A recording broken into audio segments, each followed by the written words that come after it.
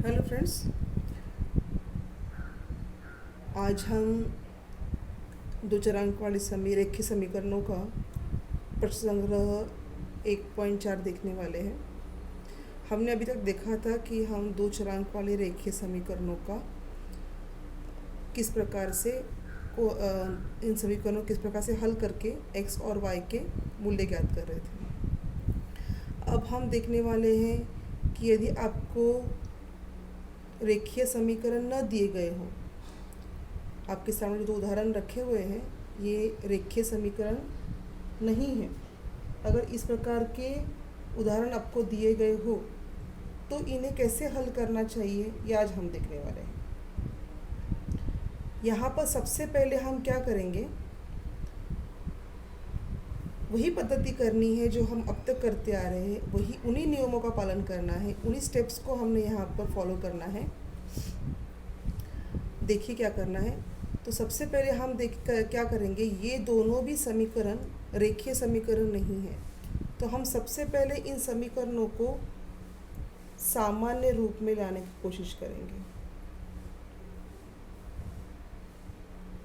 ये हमारी first step होगी। इनको हम सबसे पहले क्या करेंगे, सामान्य रूप में लेकर आएंगे। उसके बाद हम इन्हें जैसे हम अब तक हल करते आ रहे थे उसी प्रकार से हल करेंगे। अब सामान्य रूप में इनको कैसे लाओगे आप, तो आप यहाँ देख रहे हो, तो ये जो समीकरण है इस समीकरण को यदि मैंने इस प्रकार से लिखा 4 गुना 1/x, इस 4/x को मैंने इस प्रकार से विभाजित कर दिया है, इस रूप में लिखा है कि 4 गुना 1/x जमा 3 गुना 1/y। यही है समीकरण, वही है। हमने समीकरण में कोई बदलाव नहीं किया है, सिर्फ 4/x और 3/y की लिखावट को हमने अलग रूप से लिखा है। इसको मैं यहाँ कोष्ठक में डाल देती हूँ तो आपके लिए आसान हो जाएगा। उसी प्रकार से मैं इस समीकरण को भी लिखूँ।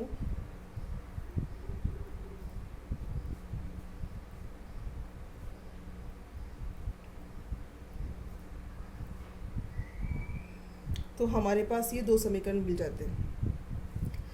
वही है जो ऊपर लिखा हुआ है, बस हमने उसकी लिखने की पद्धति को बदल दिया है।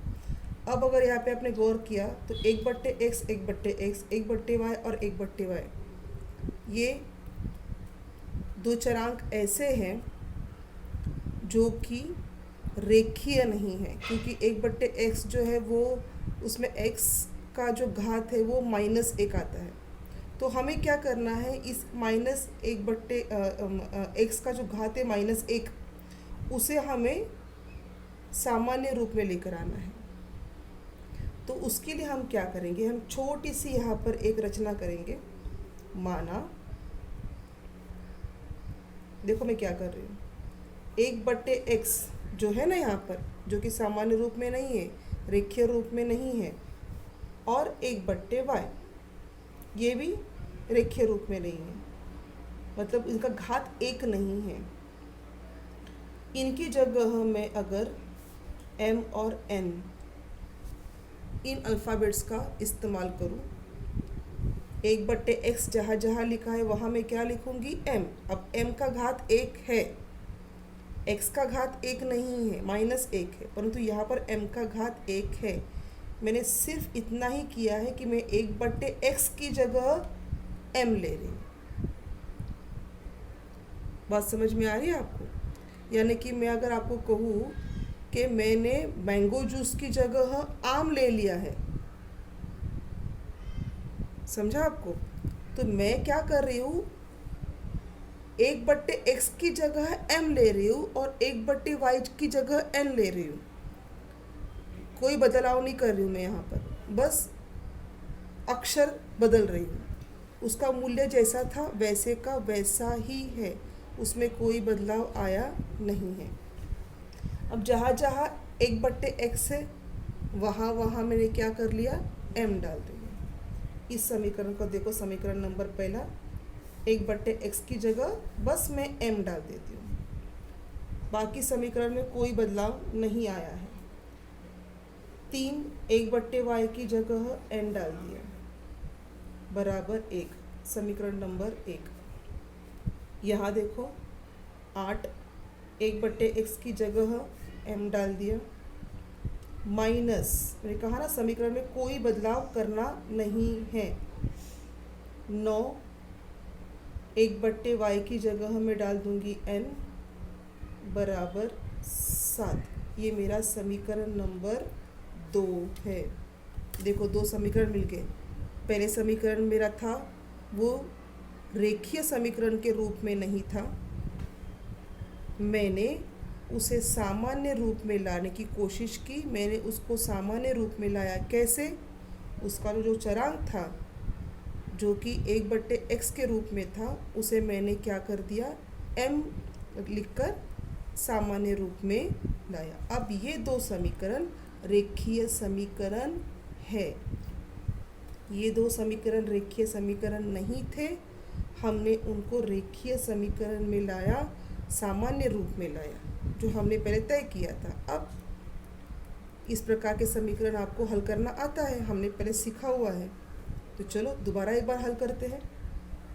अब यहाँ पर हम क्या करेंगे, तो हम समीकरण नंबर 2 को 4 से गुना करेंगे और समीकरण नंबर 1 को 8 से गुना करेंगे। इससे क्या हो जाएगा, किसी भी एक पद का जो कोई भी एक पद हमें समान मिल जाएगा।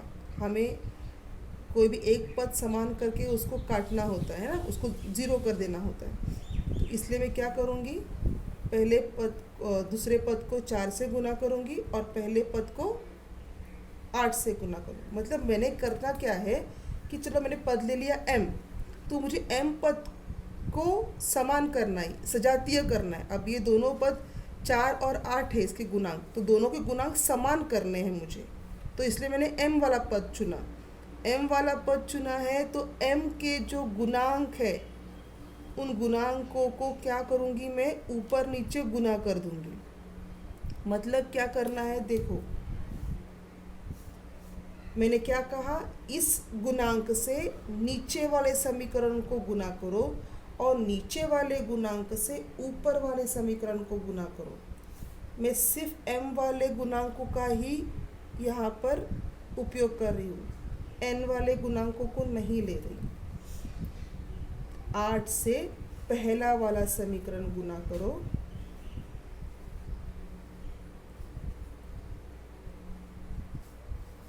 और 4 से दूसरा वाला समीकरण गुना करो।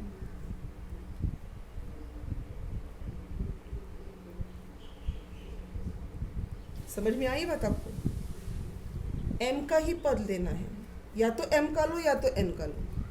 अगर m का पद ले रहे हो तो दोनों पद m के ही होने चाहिए, दोनों गुणांक। अगर n वाला पद ले रहे हो तो दोनों गुणांक n के ही होने चाहिए। समझा? तो मैंने m के पद के बारे में सोच रही हूँ, तो मैंने क्या कर दिया, दोनों को क्रॉस कर दिया। 8 को ऊपर लिया, 4 को नीचे ले लिया। देख रहे हो आप? यहाँ पर देखो, आपको समझ में आ जाएगा। ये देखो, ठीक है, आगे चलो। अब इनको हल कर दो। 8 चौक गुना कर दो, 8 चौक 32m जमा 8 तिया 24n बराबर 8 एकम 8। इस समीकरण का रूपांतरण 8 एकम 8, ठीक है। इस समीकरण का रूपांतरण मैंने इस प्रकार से कर दिया। अब आगे बढ़ते हैं, इस समीकरण का रूपांतरण करते हैं। 8 चौक 32m माइनस 9 चौक 36n बराबर 4 7 28। देखो, जो हमारी कोशिश क्या थी, हमें कोई भी एक पद जो है वो समान चाहिए था, है ना। इसलिए हमने ये क्रॉस मल्टीप्लिकेशन किया। यहाँ पे ये तिर्यक गुना हमने किया। इसका कारण यही था कि हमें क्या चाहिए था, एक पद समान चाहिए था। अब हम क्या करेंगे, इसको नंबर दे देते हैं, नंबर 3 और नंबर 4। अब मैं क्या करूँगी, समीकरण 3 तथा समीकरण 4 को घटा करो। समीकरण 3 में समीकरण 4 को घटा करो। ठीक है, करो। 32m जैसा था वैसा लिखना है। आप अगर ध्यान से वीडियो देख रहे हो तो आपको समझ में आएगा कि हम कहीं भी चिन्हों के साथ छेड़छाड़ नहीं कर रहे हैं। चिन्ह जैसे थे हमने उन्हें वैसे ही लिया है, हम सिर्फ गुणांकों का गुणा कर रहे हैं। यहाँ चिन्ह आया माइनस का। चिन्ह माइनस का आते ही हम क्या करेंगे, दूसरे वाले पद के सारे चिन्ह क्या कर देंगे, बदल देंगे। प्लस माइनस माइनस दोनों क्या हो गए, कट, है ना। हमारा यही उद्देश्य था ना, हमें एक पद कट करके एक चरांकों को निकाल के सिर्फ एक चरांक का मूल्य निकालना था। यहाँ पर प्लस प्लस प्लस 24 और 36 हो गए 60, 60n बराबर plus minus minus plus minus minus 28 में से 8 गए, उत्तर आया -20। उत्तर आया -20। अब n का मूल्य निकालो। n बराबर -20 बट्टे 60, n बराबर -1/3। ये हमारा n का मूल्य ज्ञात हो गया। अब इस n के मूल्य को हम कहाँ भर देंगे, समीकरण 1 में भरो या समीकरण 2 में भरो। समीकरण 1 में n बराबर -1/3 यह मूल्य भरो।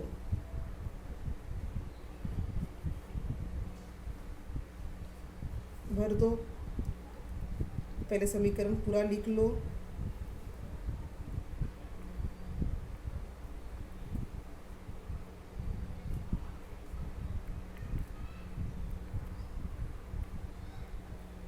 तीन गुना -1/3 बराबर 1।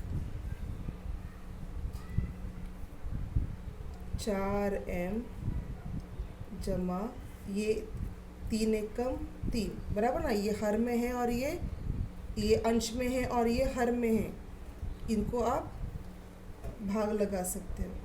उत्तर आया -1 बराबर 1। ये -1 यहाँ चला जाएगा। 4m बराबर -1 यहाँ गया तो कितना आया, उत्तर 2।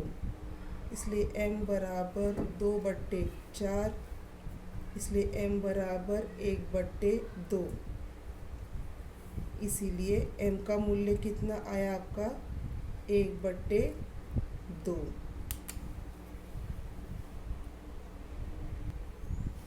यहाँ हमने n का मूल्य निकाला -1/3, m का मूल्य निकाला 1/2। अब हम गणित को आगे करेंगे। देखो हमने पहले क्या मान लिया था, 1/x को हमने क्या माना था, याद आ रहा है आपको ना, m माना था, और 1/y को मैंने क्या माना था, n माना था। अब गणित को हल करने के बाद मेरा उत्तर आया है इस m का, ये जो हमने यहाँ माना हुआ m था, इस m का मूल्य कितना आया, 1/2, और इस n का मूल्य कितना आया है, -1/3। परंतु m और n यह हमारे मूल चरांक नहीं है। हमारा तो जो मूल गणित था वो गणित तो ये है ना, x और y वाला।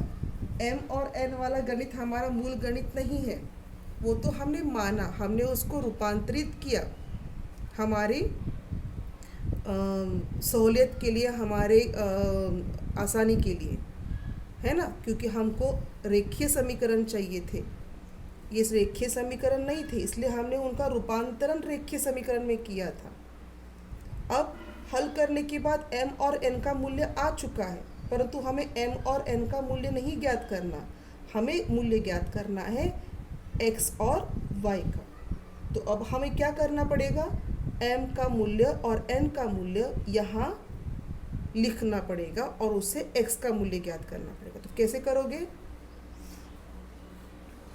परंतु m बराबर कितना है, असल में 1/x, इसलिए 1/x बराबर क्या हो गया, 1/2, बराबर ना। m का मूल्य 1/x भी है और m का मूल्य 1/2 भी है, तो 1/x और 1/2 क्या हो गए, समान हो गए, इसलिए x बराबर कितना आया, 2। बात समझ में आई आपके, x बराबर कितना आया अभी आपका, 2। अब उसी प्रकार से यहाँ करो, अगर n का मूल्य 1/y था, पहले हमने लिया था ना, मान लिया था, और अब n का मूल्य कितना आया है, 1/3, इसका मतलब परंतु n बराबर क्या था हमारा, 1/y, इसलिए 1/y बराबर -1/3 है ना, हमने n का मूल्य यही निकाला था, इसलिए y बराबर -3, माइनस को देना भूलना नहीं है। अब हमारा x और y का ये मूल्य हमें मिल चुका। पहले हमने m और n का मूल्य ज्ञात किया था, परंतु m और n ये हमारे मूल गणित में नहीं थे, हमने उनको मान लिया था, इसलिए हमें अपना ओरिजिनल जो गणित था, जो मूल गणित था, उसे तो सॉल्व करना था ना, तो हमने क्या कर दिया, वापस m और n का मूल्य 1/x और 1/y में डाल दिया और हमारे x और y का मूल्य ज्ञात किया। इसलिए इस समीकरण का हल क्या है,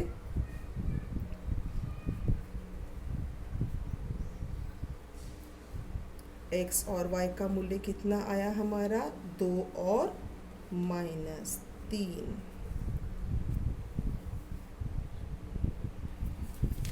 अब आप इस गणित को दोबारा एक बार ठीक से देख ले, चाहे तो इसका स्क्रीनशॉट निकाल के ले लो।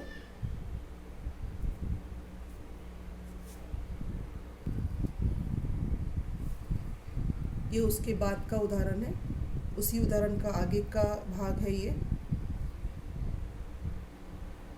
इसका भी स्क्रीनशॉट निकाल के ले लो।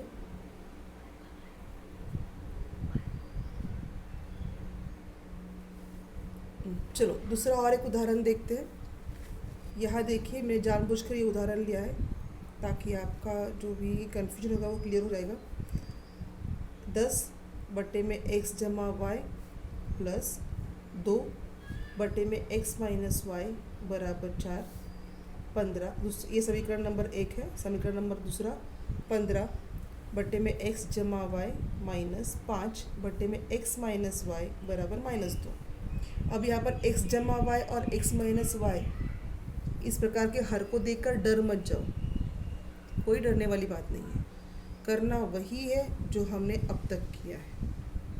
बात समझ में आ रही है आपको, इसमें डरने वाली कोई बात नहीं है। बड़ा समीकरण देखकर या बड़ा गणित देखकर डर मत जाओ। जो स्टेप्स आपको बताए गए हैं, आपको उन्हीं स्टेप्स को फॉलो करना है, जिससे कि आपका गणित करने में आपको सुविधा हो। वापस इनको सामान्य रूप में लेके आना है। अब x जमा y और x माइनस y जो है, ये रेखीय समीकरण के नियमों के बाहर का है, तो हमें सबसे पहले क्या करना पड़ेगा, इसको रेखीय समीकरण में रूपांतरित करना पड़ेगा। तो पहले करो, आपकी स्टेप क्या है, आपके पहले आपको सामान्य रूप में लाना है। माना x जमा y और x माइनस y, ये दो ही है ना आपके यहाँ पर कांटे, जिसको आपको निकाल देना है, जिनकी वजह से आप डर रहे हो, निकाल दो इनको। और इनकी जगह आप क्या कर लो, आपको जो भी अच्छा लगता होगा वो अल्फ़ाबेट ले लो। हम हमेशा गणित करते वक्त आसान से अल्फ़ाबेट्स लेते हैं, ABXYPQ, ऐसे। मैं यहाँ पर A और B ले रही हूँ, यानी कि x जमा y की जगह मैं A ले रही हूँ और x माइनस y की जगह मैं B ले रही हूँ। ठीक है, चलो शुरू करते हैं। अब जहाँ पर x जमा y होगा वहाँ पर A आएगा, जहाँ पर x माइनस y होगा वहाँ पर B आएगा।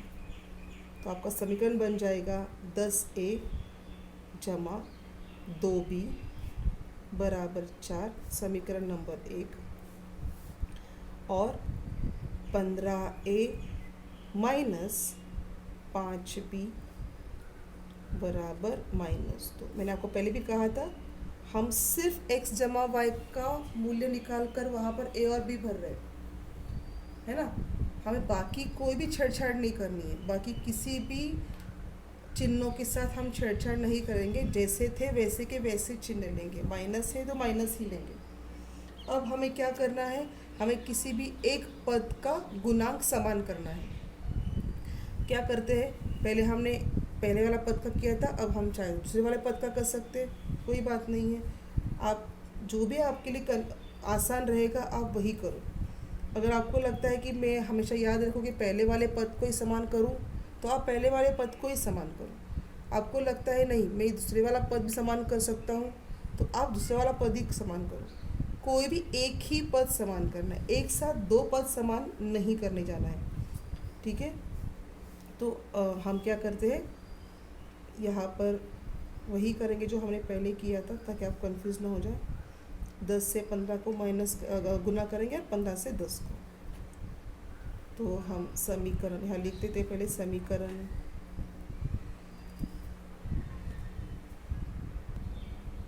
ठीक है। समीकरण 1 को 15 से गुना करो और समीकरण 2 को 10 से गुना करो। तो चलो कर दिया, यहाँ पे हमने समीकरण 1 को 15 से गुना किया, समीकरण 1 जैसा था वैसा लिखा, उसके सामने 15 को गुना में डाल दिया। समीकरण 2 जैसा था वैसा लिखा, उसके सामने 10 को गुना में डाल दिया। कर दो गुना कर, 15 गुना 10 150A जमा 15 दूनी 30B बराबर 15 चौक 60। इसको समीकरण नंबर 3 डाल दो। आगे दोबारा 10 गुना 15 150A माइनस 10 गुना 5 माइनस 50B बराबर 10 गुना 2 माइनस 20। मैंने माइनस चिन्ह में भूल नहीं रही हूँ, आप भूल गए तो गणित गलत। कोई भी एक्टिविटी करते समय कोई भी आप गुना करो, भाग करो, चाहे जमा करो, घटा करो, चिन्हों के साथ छेड़खानी मत करो। जो चिन्ह जैसे चिन्ह आएंगे, प्लस प्लस माइनस होगा, प्लस माइनस, वो सब आपको समझ में आना चाहिए। वहाँ पे आपने गलती करनी नहीं है। यहाँ माइनस था तो माइनस आएगा ही। अब हम क्या करेंगे, समीकरण 3, अब यहाँ पे प्लस प्लस है ना, तो हमको माइनस करना पड़ेगा, माइनस समीकरण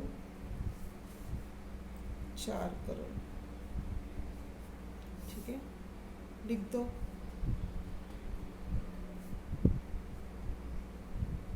B बराबर 60 माइनस 150A माइनस 50B बराबर माइनस 20।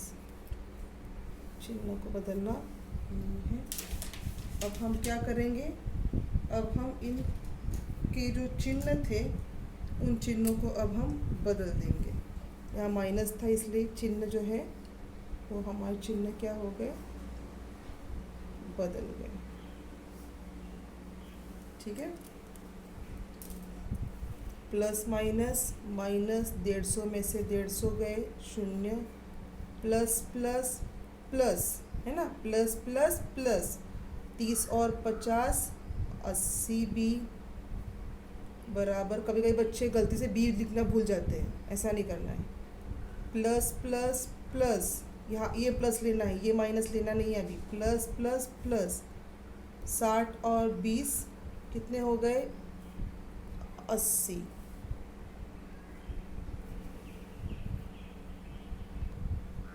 अब लिखो b बराबर 80, ये 80 बट्टे में आएगा, 80 और 80 कट हो गए, इसलिए b का उत्तर कितना आया हमारा, 1 आ गया। ओके, अब इस b को हम कहाँ भर देंगे, b के मूल्य को समीकरण 1 या समीकरण 2 में भर दो, किसी में भर सकते हो आप। हम समीकरण 1 में भर देते हैं। समीकरण 1 में b बराबर 1, यह मूल्य भरो।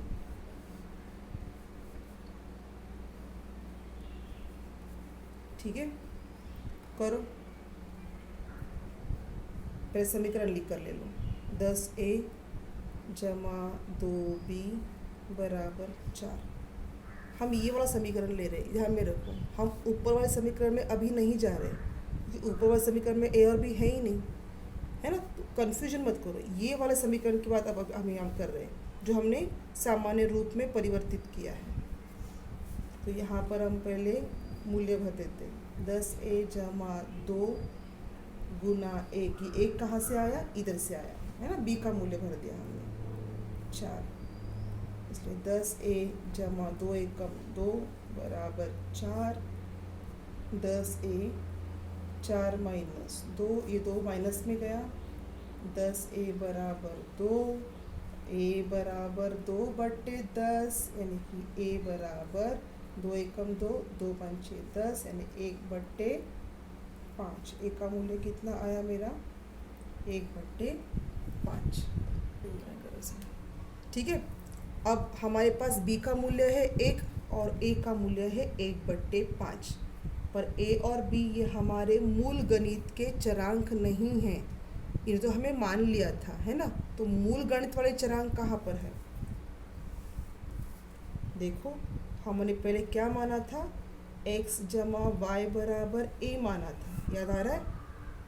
और यहाँ पर हमने a का मूल्य कितना निकाला है अभी, 1/5, है ना। तो अब मैं क्या करूँगी,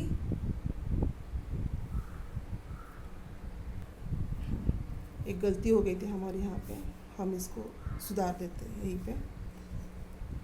ठीक है, गलती से हमने इसको x जमा y लिया था, वो हमने 1/x जमा y लेना था, सुधार देते हैं हम लोग यहीं पे। अब सही हो गया। 1/x जमा y बराबर a और a बराबर 1/5, है ना। इसका मतलब है 1/x जमा y बराबर कितना हो गया, 1/5, है ना। ये a और ये निकाल दो, तो 1/x जमा y बराबर 1/5 हो गया। तो इसलिए x जमा y का मूल्य कितना हो गया, 5। ठीक है, इसको डाल दो समीकरण नंबर 5। उसके बाद आगे देखो, ये गणित थोड़ा सा बड़ा है। इसके बाद देखो 1/x माइनस y बराबर कितना था, b था, है ना। और अभी हमने कितना ज्ञात किया है, b बराबर 1 मतलब 1/1, दोनों भी एक ही हो गया, क्योंकि हम वहाँ पर बट्टे में गणित लिख रहे हैं ना, हर में गणित लिख रहे हैं। तो इसको भी आप 1/1 लिख सकते हो, चलेगा। इसलिए 1/x माइनस y बराबर कितना हो गया, 1/1। इसलिए x माइनस y बराबर कितना हो गया, 1। ये हमारा समीकरण नंबर 6। अभी हमारे पास दोबारा 2 समीकरण आ गए, देख रहे हो आप। अब हमें दोबारा इन समीकरणों को हल करना पड़ेगा, तब जाके हमारा x और y का मूल्य ज्ञात होगा। देखो गणित थोड़ा सा बड़ा है, पर कठिन नहीं है, आसान है। आप थोड़ा सा ध्यान से अगर करो तो हो जाएगा। वापस एक बार हम जरा देख लेते हैं, हमने सबसे पहले क्या किया। हमारा जो ये मूल गणित था, उस मूल गणित में हमने 1/x जमा y, 1/x जमा y की जगह a लिखा है, और 1/x माइनस y की जगह मैंने b लिखा है। गणित को हम हल करते हुए आए, यहाँ पर हमने b और a का मूल्य ज्ञात कर लिया। अब 1/x जमा y का मूल्य था a, जो हमने मान लिया था, परंतु a का मूल्य हमने कितना ज्ञात किया है, 1/5। समीकरण को हल करके उसमें मूल्य भरने के बाद हमें एक नया समीकरण मिला है। समीकरण क्या है, x जमा y बराबर 5। उसी प्रकार से b का मूल्य भी हमने डाल दिया 1/x माइनस y में, तो हमें नया समीकरण मिल गया x माइनस y बराबर 1। अब इन 2 नए समीकरणों को हम हल करेंगे, जिससे कि हमें x और y का मूल्य ज्ञात होगा। देखो ये अब हमारे नए समीकरण आ चुके हैं। यहाँ पर x जमा y बराबर 5 और x माइनस y बराबर 1। ठीक है, ये नंबर 5 समीकरण नंबर 6। अब दोबारा हम क्या करेंगे, यहाँ पे आप प्लस और माइनस देख रहे हो, एक्स और वाई प्लस माइनस में है, तो हम समीकरण 5 में से 5 जमा समीकरण 6 कर देते। क्यों प्लस किया हमने? क्योंकि यहाँ पर देख रहे हो आप, अब बहुत गणित बढ़ाने का कोई मतलब नहीं है। आप देख रहे हो कि यहाँ पर जो चरांक है वाई दोनों तरफ, उनके जो चिन्ह है वो विपरीत है, प्लस और माइनस है। तो प्लस और माइनस होगा तो उत्तर आ जाएगा 0, इसलिए हम डायरेक्ट प्लस ही कर रहे हैं, है ना। तो x प्लस वाई बराबर 5 प्लस x माइनस वाई बराबर 1। अब यहाँ चिन्ह बदलने की ज़रूरत नहीं क्योंकि प्लस कर रहे हैं। x और x हो गया 2x, यहाँ पे 1 होता है ना, तो 2x हो गया, प्लस माइनस माइनस कट हो गया, बराबर 5 और 1 हो गया 6। इसलिए x का मूल्य कितना आया? 6/2, x बराबर 3। देखो x का मूल्य हमने ज्ञात कर लिया। अब इस x के मूल्य को यहाँ भर दो। समीकरण 5 में x बराबर 3 का मूल्य भरो। थोड़ा गणित बड़ा दिख रहा है आपको, पर है तो बड़ा आसान। आप अगर उसको ठीक से करो तो आपको समझ में आ जाएगा। x का मूल्य मैंने भर दिया, y बराबर ये 5, जो 3 है यहाँ पर माइनस में चला जाएगा, इसलिए y बराबर कितना हो गया? 2, है ना। यहाँ पर हमने x का मूल्य ज्ञात किया, y का मूल्य ज्ञात किया। ये आ गया आपका उत्तर। इस समीकरण का हल क्या है?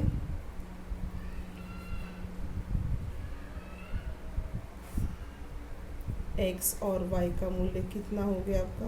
3 और 2। समझ में आ रही है बात? गणित दिखने में थोड़ा कठिन लग रहा है, गणित आपको कठिन लग रहा है, पर गणित आसान है।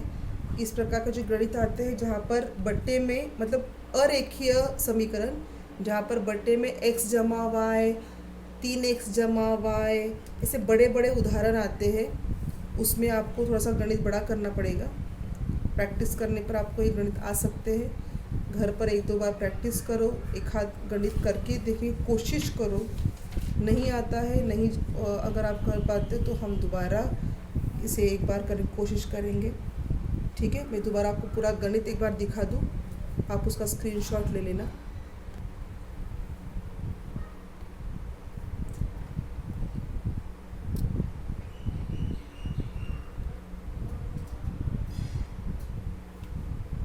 आप इसका स्क्रीनशॉट ले सकते हो। ये दूसरा पेज है, इसका भी स्क्रीनशॉट ले लो, और बाद में आप और जो गणित है प्रश्न संग्रह के गणित करने की हल करने की कोशिश करो। जो दिक्कत आती है वो हम दोबारा एक बार कर लेंगे। ओके, ठीक है, बाय। और अच्छे से अपनी पढ़ाई पूरी करना।